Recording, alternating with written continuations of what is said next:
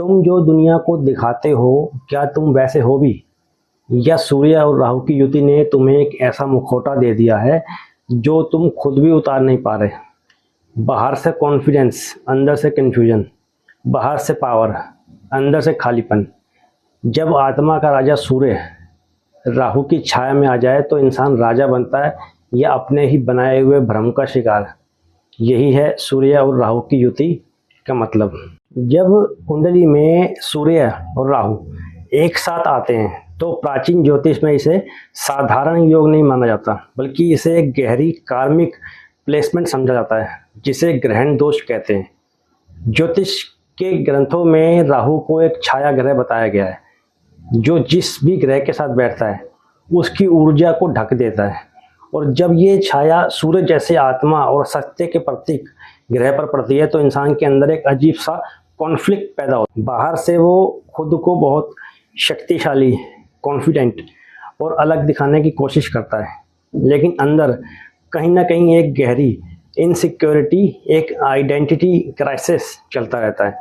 ये युति अक्सर ऐसे लोगों को बनाती है जो दुनिया में कुछ बड़ा करना चाहते हैं, जो सामान्य रास्तों से संतुष्ट नहीं होते, बल्कि कुछ अलग, कुछ असाधारण हासिल करना चाहते हैं। लेकिन इस एम्बिशंस के पीछे एक इल्यूजन छुपा होता है, राहु का इल्यूजन।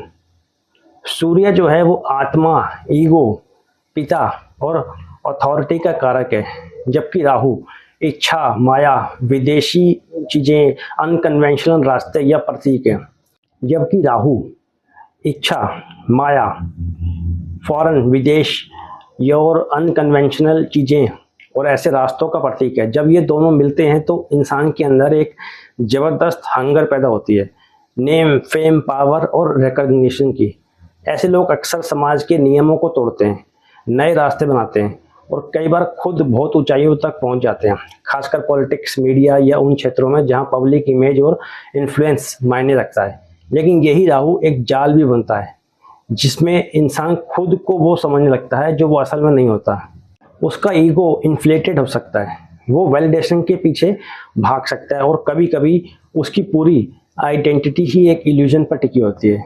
यही कारण है कि इस युति वाले लोगों के जीवन में फेम के साथ साथ कंट्रोवर्सी भी देखने को मिलती है।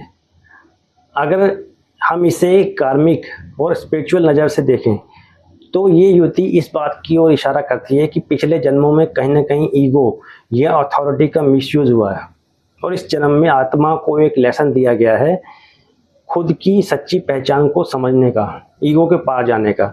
राहु या सूर्य को चुनौती देता है, जैसे कह रहा हो कि तुम जो सोचते हो कि तुम हो, क्या तुम सच में वही हो? और यही सवाल इस युति का सबसे बड़ा रहस्य है। जब इंसान इस इल्यूजन को नहीं तोड़ता तब तक उसे अंदर की शांति नहीं मिलती, चाहे बाहर से वो कितना भी सफल क्यों न दिखे।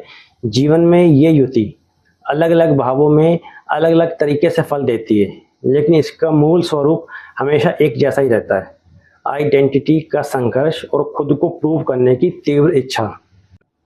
ऐसे लोग अक्सर अटेंशन चाहते हैं, वो चाहते हैं लोगों की नज़रों में बने रहना, उन्हें अच्छा लगता है और वे अपने अंदर के खालीपन को जो है बाहरी उपलब्धियों से भरने की कोशिश करते हैं। लेकिन जब ये व्यक्ति सेल्फ अवेयरनेस की ओर बढ़ता है, मेडिटेशन करता है और सच को स्वीकार करता है, तब ये युति उसके सबसे बड़ी पावर बन जाती है। तब राहु का इल्यूजन टूटता है और सूर्य की असली रोशनी बाहर आती है।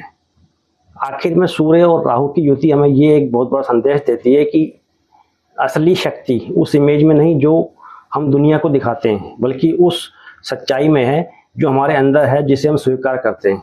अगर इंसान इस सच को, इस फर्क को समझ ले तो यही युति जो पहले भ्रम और संघर्ष का कारण थी, वही उसे असाधारण ऊंचाइयों तक भी ले जा सकती है।